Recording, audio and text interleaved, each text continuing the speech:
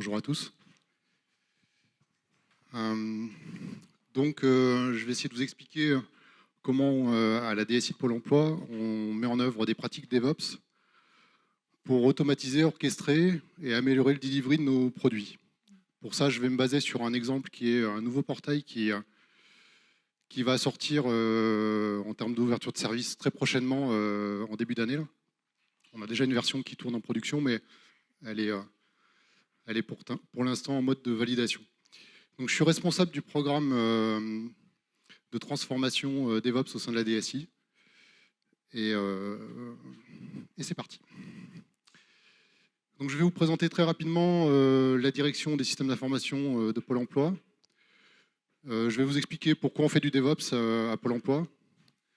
Et on fera un tour de piste sur le retour d'expérience sur Pôle emploi.io et j'essaierai de vous présenter quelques résultats de ce que l'on a mis en œuvre justement sur ce portail. Donc la DSI de Pôle emploi, elle regroupe l'ensemble des métiers de l'IT. Donc on va de l'assistance à maîtrise d'ouvrage, le développement, la mise en œuvre des recettes, des déploiements, aussi bien des déploiements techniques que de l'accompagnement au déploiement métier. On fait l'exploitation de nos produits. On a des activités d'édition, de mise sous pli des courriers qu'on envoie à nos différents usagers. On fait le support utilisateur, la gestion de tout notre parc et tout un tas de fonctions de support qui sont nécessaires. On est installé sur 13 sites en France. On a un centre de production qui est situé à Montpellier. On a un centre de backup à Orléans. Et on a un centre de post-production, comme je disais, qui est situé dans le nord de la France. Donc, je vous ai remis quelques chiffres clés pour montrer l'activité de la DSI. Donc, je vais juste en sortir 3 pour les zoomer dessus. On a une application qui est l'application Aude, qui est l'application utilisée par les conseillers pour toute l'activité qui est en lien avec les demandeurs d'emploi. Donc, c'est 4 milliards de transactions par an. Le site pôle emploi.fr, c'est 7 milliards de pages vues par an. Et on opère environ un peu plus de 6000 changements tous les ans en production. Donc ça regroupe aussi bien des changements en termes de, que ce soit sur l'infrastructure, des changements en termes de livraison fonctionnelle. On est orienté sur un delivery de 4 versions SI. Donc on a 4 grosses versions du système d'information, une par trimestre. On a 10 week-ends techniques où on va faire des opérations d'évolution de l'infrastructure, aussi bien sur le backup que sur la prod à Montpellier. Et on a ce qu'on appelle 8 versions périphériques. Donc on appelle ça maintenant des mensuels. Tous les mois, on peut livrer. Ce qu'on ne livre pas en version SI et qu'on va livrer en mensuel, c'est plutôt des applications qui sont faiblement couplées ou alors des périmètres d'évolution plus réduits. Alors pourquoi on fait du DevOps à Pôle emploi? Parce qu'il est au cœur des enjeux de Pôle emploi. On est depuis pas mal d'années en transformation numérique et cette transformation, elle est au cœur des enjeux de Pôle emploi. On a besoin d'amener plus rapidement des services pour nos usagers, que ce soit nos demandeurs d'emploi, les partenaires, les entreprises. Et on a aussi besoin de simplifier notre offre de services, et notamment le numérique y contribue. Donc en 2015, il y a une trajectoire de transformation du SI qui a démarré. Et dans le cadre de cette transformation, on a aussi opéré des transformations en termes de pratiques et sur les métiers de la DSI. C'est pour ça qu'on a lancé le programme de transformation DevOps en milieu 2015. Et ça fait un petit peu moins de 2 ans là, que j'ai repris le sujet, où on a cherché à opérer un certain nombre de transformations. L'objectif du programme, c'est de pouvoir amener des capacités, alors ça peut être de l'outillage, des pratiques, pour délivrer plus rapidement nos solutions en production, en amenant de l'automatisation. On a aussi un travail sur les modes de fonctionnement pour améliorer la collaboration entre les devs et les ops. Et le dernier point, c'est d'améliorer notre efficacité opérationnelle. Donc, il faut pour ça qu'on la mesure. Donc, je vais vous amener au moins un élément de mesure ce matin. Et l'objectif, c'est qu'on améliore l'expérience utilisateur, qu'on améliore nos services au quotidien. Donc, je vais rentrer dans le cœur de la présentation. Donc, là, vous voyez une petite copie d'écran du nouveau site pôle emploi.io qui a été mis en production fin décembre en version bêta et qui va être bientôt officialisé. Donc, je me baserai sur cet exemple pour vous montrer ce que l'on a mis en œuvre en termes d'intégration continue et de déploiement continu pour améliorer les livraisons. Les enjeux, donc dans le cadre du programme, ce qu'on souhaitait faire, c'était améliorer justement le processus de mise en production, le simplifier, en faire un non-événement. Donc pour ça, on s'est fixé un objectif dans le cadre du programme, c'est de mettre en œuvre un outil d'ARA, donc un Release Automation, pour en tirer un certain nombre de bénéfices en termes d'automatisation et aussi rénover notre chaîne de livraison, qui était asynchrone sur des outils historiques. Là, donc j'ai mis Proven, Fadia, c'est nos outils maison qu'on avait, qui avaient besoin d'être rénovés. On avait une contrainte, je l'ai dit, on est dans le cadre d'une transformation numérique. On a une contrainte forte qui est de faire du 24/7, hein, c'est le minimum. Donc d'éviter toute rupture de service et de livrer en continu. Les gains qu'on attendait, c'était une visibilité sur l'exhaustivité du périmètre, c'est-à-dire avoir de la traçabilité sur ce que l'on livre, du dev au ops, avoir une traçabilité de l'ensemble des actions et avoir un processus qui est clairement décrit avec un cycle de vie qui est clair du dev à la prod. Améliorer la vélocité des livraisons et l'autonomie des équipes produits, j'en dirai un tout petit mot tout à l'heure. Alors avant l'ARA, j'ai fait ce petit schéma là qui est pas très beau, je suis désolé, qui explique un peu comment on fonctionnait. Donc en fait, on avait plein d'outils qui avaient chacun leur référentiel pour mettre en œuvre les livraisons du dev jusqu'à la prod. On avait un processus de delivery qui n'était pas formalisé, il n'était pas du tout auditable. Il n'était pas partagé par l'ensemble des parties prenantes. En général, ça marchait souvent par des échanges de mails, des mantis, enfin, du ticketing, etc. Ce qui fait que ça nous amenait à beaucoup d'échanges. Quand ça ne marchait pas, on se réunissait autour d'une audio pour faire avancer le truc et se coordonner pour arriver à livrer le produit. Avec la RA, ce qu'on a voulu faire, c'était rénover toute la partie déploiement pour avoir un seul outil unique et identique du TU, donc test unitaire, pardon. J'ai schématisé nos environnements, donc du développement jusqu'à la prod. Ce qui n'était pas le cas précédemment, où pour livrer et déployer, dans certains cas, pour déployer, on n'avait pas le même outillage et pas la même orchestration en dev et en prod. Et on voulait aussi pouvoir orchestrer tout le processus de livraison. Donc on a mis en œuvre un outil de mise en œuvre de workflow pour pouvoir orchestrer et piloter ces releases.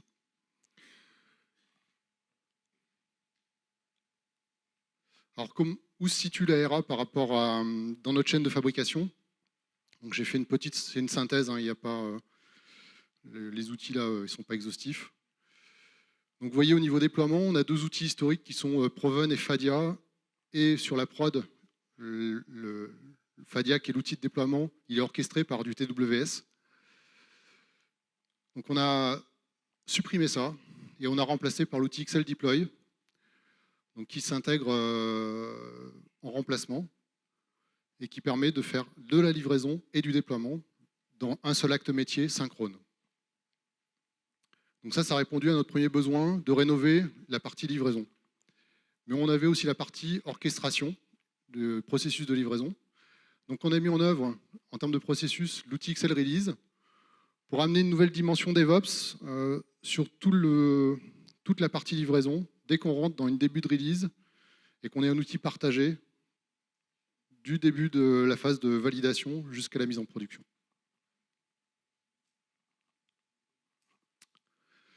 Alors comment ça marche dans le détail? Je vous ai fait une petite planche de synthèse qui explique dans les grandes lignes comment on va utiliser ces deux outils et comment on les met en œuvre en termes de pratique, parce que ce ne sont que des outils. L'important, c'est la pratique et ce qu'on en fait.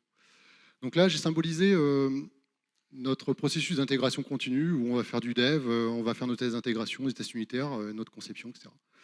avec donc le produit Pôle emploi.io, il avait un petit peu plus de composants, j'en ai fait une synthèse. On a 3 niveaux de composants, donc une couche de présentation, une couche d'orchestration qu'on appelle les EX, et une couche avec des domaines applicatifs, donc du service, des domaines services écrits en REST.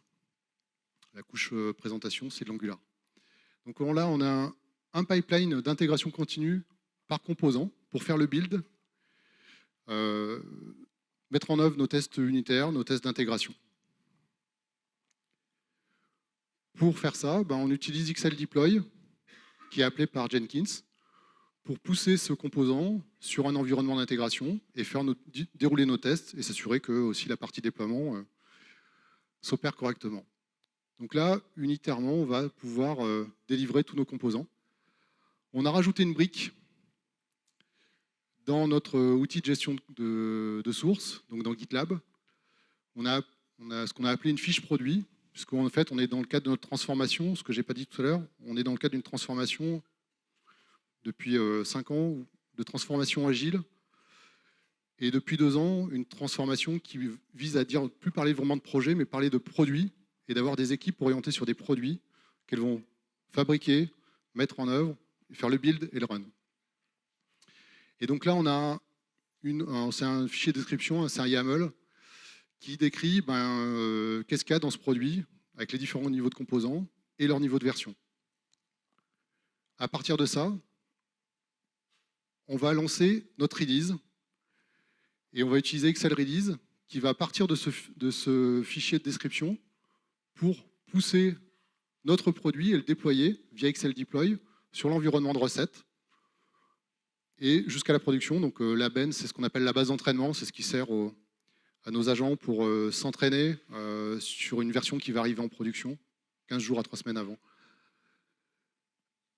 Et donc là, on va construire un pipeline qui est orienté sur le produit, de la recette jusqu'à la production. Si on regarde dans le détail comment ça marche sur le stage de recette, de prod, en fait, on a un certain nombre d'étapes qu'on va décrire dans XL Release. Donc, c'est des étapes qui seront soit manuelles, soit automatisées. On a ce qu'on appelle des gates, donc c'est des checkpoints sur lesquels on va faire un certain nombre d'actions manuelles, contrôler que toute la livraison elle est cohérente, etc. Est-ce que dans le cadre des processus utiles, le changement est validé, par exemple. On va lancer la phase de déploiement. Et après, on va faire un certain nombre d'actions post-déploiement. Si par exemple, on veut faire des vérifications avec un acteur métier pour s'assurer que le produit est conforme à l'attendu en termes de service, on pourra mettre en œuvre un certain nombre de tests. Le déploiement, comment ça se détaille? En fait, on a nos 3 composants là, qu'on avait là-haut, qui à partir de la fiche produit, on sait quelle version on va déployer, qu'on va récupérer de notre outil de repository qui est Artifactory. Et on va, via deploy, livrer nos différents composants. Et on le fait avec XL Deploy qui orchestre toute la logique de déploiement. Il intègre la mécanique de Blue-Green, c'est-à-dire la gestion de 24/7, on ne s'en occupe pas, hein, c'est XLD qui s'en occupe. On intègre aussi de la validation, c'est-à-dire que c'est bien de livrer, j'ai entendu tout à l'heure, c'est bien de livrer, mais il faut qu'il y ait la qualité. On va s'assurer que le produit qu'on a livré, c'est le bon. Donc, comme on a notre fiche produit, qu'on a notre domaine qui est en version 2.1, et on va s'assurer que ce que j'ai déployé, c'est bien la version 2.1. Donc, on intègre dans XL Deploy la capacité de faire du smoke test pour s'assurer que le produit que j'ai déployé, c'est le bon, et qu'en plus, il fonctionne. Alors, fonctionne d'un point de vue, c'est un test très minimaliste, mais au moins, on a bien déployé le bon produit et il est online. Quelques résultats. Le premier, c'est une meilleure collaboration entre les devs et les ops, parce qu'avec XL Release notamment, on a un pipeline qui est décrit. Alors ça ressemble à un Kanban. Alors, je ne l'ai pas présenté, je crois qu'il y a Richard qui va en parler tout à l'heure, donc il le présentera peut-être. Donc on a un Kanban qui permet de voir toutes les étapes du delivery, savoir où on en est, etc. Donc c'est auditable, on peut faire de la mesure, donc on sait combien de temps on passe sur telle ou telle action, donc on peut aussi s'améliorer et rentrer dans une boucle d'amélioration de notre pipeline. Le deuxième résultat, c'est la traçabilité. Donc l'outil nous amène de la traçabilité. On a, nous, via des pratiques, notamment la fiche produit, qui est le fil conducteur du dev jusqu'à la prod, on a amené de la traçabilité, du versionning pour savoir précisément ce que l'on délivre et si c'est correct. Forcément, c'est un outil qui nous permet de l'automatisation. Donc on en avait avant de l'automatisation, mais là, on va encore plus loin dans l'automatisation de notre delivery, puisqu'on a la capacité de faire l'automatisation sur un certain nombre de tests, sur du blue-green, et c'est que le début. Demain, on va encore aller encore plus loin, puisque au-delà de l'automatisation des déploiements, on voudrait aussi intégrer le produit avec un produit comme ServiceNow qui sert à la gestion des changements et de pouvoir interagir avec ServiceNow pour aussi automatiser ça, parce qu'on passe beaucoup de temps à faire des actions manuelles pour aller mettre à jour le changement, etc. Et ça, les devs, ils n'aiment pas. Ah, j'ai oublié de préciser, je suis un ancien dev et testeur. Et ce que permet aussi le produit, c'est une capacité de rollback. C'est que très facilement, on peut gérer le rollback. Le produit le permet. Et ça, c'est quelque chose qu'on n'avait pas avant dans nos anciens process de livraison avec nos anciens outillages. Le dernier point, j'ai parlé en termes d'objectifs qu'on avait un objectif d'améliorer notre vélocité. Si je prends l'exemple de Pôle emploi.io, sur un portail équivalent, on mettait environ entre 3 et 4 heures, en moyenne 4 heures. On pouvait aller jusqu'à 8 heures pour déployer un produit comme ça, pour garantir la continuité de service, parce qu'il y avait beaucoup d'actions manuelles, de synchronisation, etc. La première mise en production, là, j'ai mis 30 minutes, elle a mis moins de 30 minutes. Mais comme je ne veux pas vous mentir, j'ai mis 30 parce qu'elle en a mis que 20, parce que c'est la première initialisation. Le coup d'après, quand on va vouloir relivrer, on va faire des undeploy et des redeploy de la nouvelle version, donc ça en prendra un peu plus de temps. Donc on a mis 20 minutes sur la première mise en production, 7 minutes pour déployer techniquement le produit et 13 minutes d'action manuelle. Donc ça, c'est pas moi qui le dis, c'est le produit. Donc c'est l'avantage du produit. Il nous permet de nous mesurer, de voir où on est. On a des actions de progrès pour soit automatiser parce que c'est quelque chose qu'on répète, soit parce que l'action manuelle, elle est peut-être pas au bon endroit, il faut peut-être la redéplacer dans le cycle pour faire une mise en production plus rapide. Il me reste 2 minutes 45. J'ai terminé ma présentation. Si vous avez des questions. Merci Jean-Yves.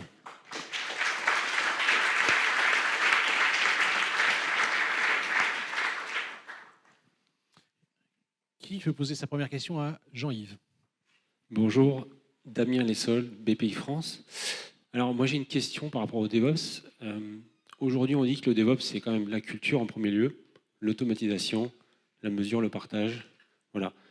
Donc dans le séquencement de votre projet, est-ce que vous avez démarré tout de suite sur la partie outillage ou vous avez aussi embarqué les équipes dans une partie culture, communauté, DevOps? Voilà. Alors, donc le programme a démarré en 2015 et on a eu un premier chantier sur les modes de fonctionnement entre les devs et les ops, justement pour travailler la culture. Alors la culture, comme c'est tellement flou, c'est difficile. Si on n'y met pas un peu de pratique et qu'on ne touche pas du doigt ce qu'on veut faire, c'est compliqué. C'est pour ça que c'est compliqué de savoir qu'est-ce qu'il faut faire pour du DevOps. Moi, le premier truc que je mettrais sur le DevOps, c'est pas ça. La première chose que je mettrais en axe de transformation, c'est que si on n'a pas un SI qui est faiblement couplé avec des produits relativement autonomes, on peut mettre toute la culture qu'on veut, on peut mettre tous les outils qu'on veut, on ne fera pas du DevOps. Donc pour moi, le premier pilier de transformation, c'est l'architecture applicative, l'architecture technique, bien sûr, derrière. Bon, après, on a du Docker, etc., qui aide. On est en train de mettre en œuvre ça aussi au sein de Pôle emploi. Mais la culture, elle se crée au travers de pratiques. Ce qu'on a mis en œuvre dans le cadre de l'ARA permet justement d'amener cette culture parce que les devs et les ops travaillent ensemble. Là, typiquement, on a encore des axes de progrès. Les devs disent, moi, je vais livrer quand je suis prêt. Là, sur le Pôle emploi.io, ils ont dit, je livrerai en décembre, mais quand je serai prêt. Côté ops, on a encore des contraintes ou des pratiques en termes utiles où il faut déclarer un changement un mois avant la mise en production. Alors, c'est difficile de trouver un mois, quand démarre le mois, 20 jours avant, quand on dit que c'est quand je serai prêt. Donc, quand je serai prêt, moins 20 jours, je ne sais pas le calculer, typiquement. Donc, c'est en faisant qu'on va faire évoluer les cultures et les pratiques. Donc, on l'a vraiment orienté pratique plus qu'outil. L'outil, c'est un excellent moyen, à condition d'avoir pris un produit qui correspond à son besoin. Après, il y a 100 000 DevOps, quoi. Donc il n'y a pas de règle. Mais pour moi, un des fondamentaux pour faire du DevOps, c'est une structuration du SI qui est orientée en produit autonome. Sinon, on pourra mettre toute la culture qu'on veut, mettre l'organisation qu'on veut. On n'a pas une organisation avec des équipes produits, avec un Ops intégré. pour l'instant. C'est une cible, hein, moi personnellement, que je pousse, que j'aimerais avoir. On ne l'a pas encore. Ça n'empêche pas qu'on fait quand même du DevOps et qu'on automatise, etc. Mais l'automatisation, c'est pareil, c'est qu'un moyen. Allez, une dernière question. Il y a beaucoup de publicité faite autour de Safe côté Pôle emploi. Vous vous articulez comment avec eux? Alors, je l'ai dit, on a une vraie transformation agile qui a été opérée depuis 5 ans. On a de très gros programmes à mettre en œuvre tous les ans. Et c'est des programmes qui vont regrouper entre 5 et 10 pizza teams. Donc une pizza team, c'est environ 7-8 personnes hein, à peu près. Et qui ont besoin d'être cadencés, synchronisés, etc. Et donc le framework Safe répond à ça. C'est nécessaire. Par contre, pour arriver à l'efficacité totale de Safe, il faut qu'on arrive à un bon niveau d'agilité, donc être en capacité de livrer quand on est prêt. Si on n'est pas prêt, qu'on puisse éventuellement que le train parte et que mon produit ne parte pas. Donc ça, c'est un vrai sujet. On n'y est pas encore totalement, on y travaille beaucoup. Et après, pour moi, on ne peut pas faire de Safe si on ne fait pas du DevOps et si on ne fait pas de l'intégration continue. Donc c'est un des leviers. Safe, en tout cas, nous donne un cadre qui nous permet de vraiment progresser dans notre delivery et de travailler autrement. Et de ne plus être dans un mode tunnel, etc. Rien que ça, déjà, d'avoir des points de synchronisation en début, pendant l'incrément, en fin d'incrément, c'est un vrai progrès. Moi, j'y ai contribué en tant que dev dans les premiers programmes. Il y a un vrai bénéfice. Et ça nous apporte beaucoup. Ça nous apportera encore plus, qu'on sera encore bien meilleur en termes de pratiques DevOps généralisées, avec un SI qui sera bien architecturé. On va y gagner encore beaucoup plus. Donc il y a plein d'éléments, quoi. C'est très complexe en termes de maillage, quoi. Merci Jean-Yves pour ces explications. Merci.